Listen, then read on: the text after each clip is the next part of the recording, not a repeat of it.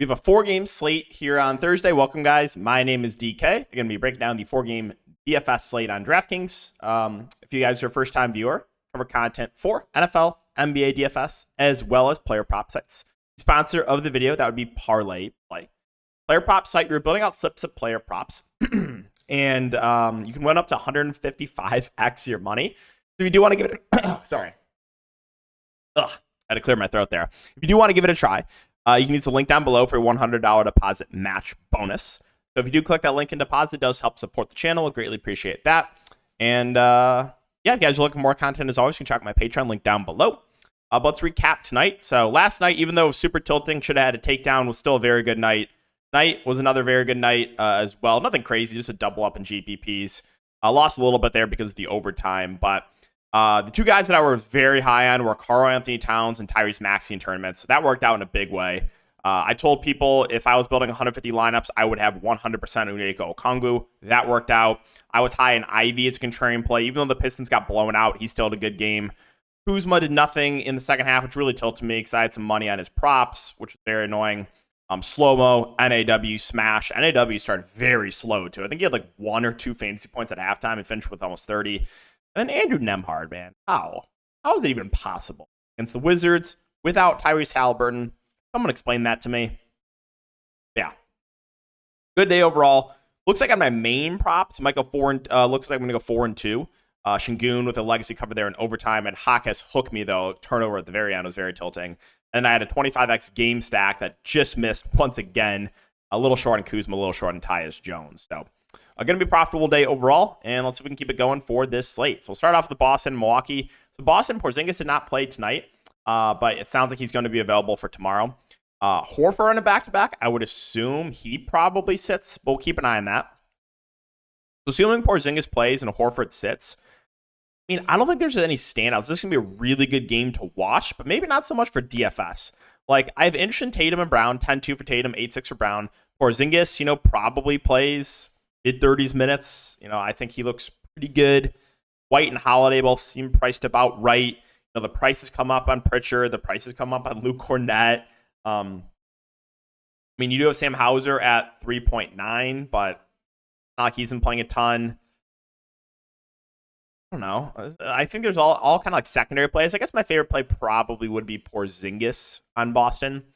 On the Milwaukee side, so kind of the same thing. Like, obviously I have interest in Giannis, but he's now priced at 12K. I think if you're going to get to Giannis, he has a pretty high ceiling. Dame at 8.5 does feel a little bit underpriced, but definitely not a must. He's been playing kind of subpar of late, but he does have that 50-plus fans point upside in him. Middleton's price is coming up to a point where like he doesn't really stand out at 7.8K. Lopez and Portis both feel priced right. Beasley's minutes way less secure now that Milwaukee's fully healthy. I don't think I can stomach guys like Beauchamp or Jackson or Connaughton. I guess if I had to pick one, it probably would be Pat Connaughton. I think he's like firmly in the rotation. Those other guys are kind of in and out at times. Yeah, I think it's going to be a really good game to watch, but not a ton that really stands out to me for DFS. Now, Portland, Oklahoma City, this seems kind of a headache. Portland, they're awful. There's a lot of blowout risk here playing on the road. You got DeAndre Ayton, doubtful. Jabari Walker, questionable. As far as the top end guys go, well, if Portland can keep it competitive, you know why. It's going to be Anthony Simon. So I do like his ceiling quite a bit in GPPs. It's just a matter of, can Portland keep it close? Jeremy Grant would be another guy that if the game's as competitive, he would probably play big minutes. So those two plus probably Scoot at 6K. He's been playing good minutes of late. Would be the main guys low two if you think Portland can keep it competitive. And then Duop Reith and Ibu Baji will split the center position, assuming Jabari Walker does not play. The ceiling's way higher in Duop Reith. We saw a big game from him 2 games ago. Ibu Baji, not as much, but if you do think Portland gets destroyed, if you think they get blown out, Ibu Baji is someone you actually do want to have interest in. And then if Jabari Walker plays, he actually does make it riskier to target those two centers because he could play some small ball 5. Yeah, the minutes have been way down on Brogdon. Peyton Sharp, I also think is interesting. He played 40 minutes 2 games ago. If you're playing for that competitive game, I think Sharp is intriguing. Does have nice eligibility as well. I don't know if I can get to anyone else. I mean, Kamara, I guess, is fine. A 4-3. He's not super expensive. Thibault will be in the rotation, but his minutes have ticked down. I think I'd rather go to Thibault or would rather go to Kamara. So if you're playing for a competitive game for Portland, I think you want to look to guys like, Duop Reith, Sharp, and Scoot, Grant, Simons. If you think they get blown out, maybe look to like a Kamara or Ibu Baji, guys like that. All right, Oklahoma City. So Great spot here for the Thunder. I think all the main guys look pretty good. Ceiling, obviously, the highest on Shea. Reasonable price point. Just a matter of can Portland keep it competitive. Same thing with Chet. Like, he's in a smash spot here against the Blazers. And Jalen Williams has also been playing very well of late, too. The minutes on Giddey have been a bit more secure, too. I mean, all these main Thunder guys are firmly in play. I want to say Lou Dort got benched in the second half. I would have to go back and look. I'm pretty sure I remember seeing that notification where he got benched. The minutes have been taken up on Isaiah Joe and Case and Wallace. I think those guys are interesting. He plays. Yeah, let's talk about New York and Dallas. So on the New York side, I mean, they're running a tight rotation right now. So Randall, Brunson, sub 9K in a competitive game. These guys should play high 30s minutes. It's a good spot here against the Dallas Mavs. I have interest in both. Isaiah Hartenstein will probably be pretty popular, but for good reason. I mean, he's playing like 35 plus minutes. He's stuffing the stat sheet. Just a matter of can he avoid foul trouble. OG had a big game last game. He should play mid-30s minutes in a competitive game. I think he's reasonable in the mid-range. DiVincenzo, Josh Hart, they're fair plays as well. 5.1 for DiVincenzo, 4.8K for Josh Hart.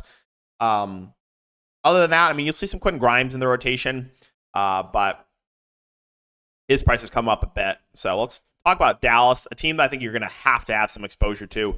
No Luka, no Exum. Derek Lively is doubtful. We'll see about the stats of Grant Williams is questionable. He only played 9 or 7 minutes last game. So we got to start with Kyrie Irving. I think he's your best bet up in the slate. It's not close. He's going to play huge minutes. Clear go-to guy with Luka off the court. So yeah, Kyrie looks amazing here. And then I think the starting lineup, if Grant Williams can't play, will be Kyrie, Hardy, Josh Green, Derrick Jones Jr., and Dwight Powell.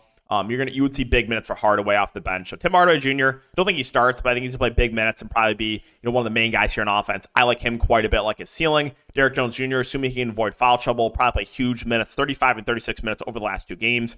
Dwight Powell, not a fun roster, but he probably starts at the 5 and probably plays, mid-20s minutes. He'd be a decent value play. Josh Green at 4-1. He's going to have more usage. He's been a little bit up and down, but he's relatively cheap. Hardy, we know, has a ceiling, 3.7K. Minutes been a bit up and down. I'd feel a lot better about him if he starts. If he comes with the bench, the minutes are riskier. You would see some Seth Curry in the rotation. I think he would be playable at 3-3. If Grant Williams doesn't play, then maybe you see like a little bit like AJ Lawson or Prosper or Markieff Morris. But yeah, Dallas is definitely a team you're going to want some interest. Sure. And finally, Phoenix and the Lakers. You got KD 9-6, Booker 8-9. Again, Phoenix basically fully healthy. I think if I'm picking between the two main guys, I would slightly prefer Booker to KD. Beal is 7K. That feels priced about right. My boy Nurkic has had some big games. If he plays 30-plus minutes, we know he has a relatively high floor. Grayson Allen, Eric Gordon, that too. I don't think I can do it with a fully healthy team. Could you see some bowl minutes, maybe a few? Eubanks right now playing the backup 5. I don't know. There's not a ton that I love here on Phoenix.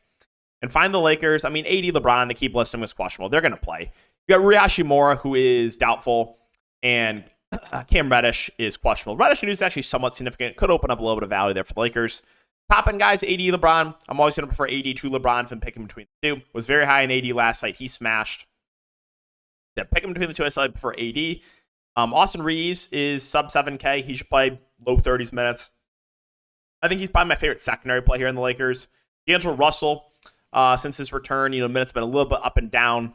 But if he's playing well, he can play 25 to 30 minutes. We saw 31 minutes from him 2 games ago. So he's playable in tournaments. I feel way better about Reeves, though. Taurean Prince, you know what you're getting out of him. His minutes should be more secured, too, if there's no Cam Reddish. I feel like he's a pretty safe play. Again, firm role right now in this rotation. You got Christian Wood at 4.3K. I mean, he's going to play some backup 5.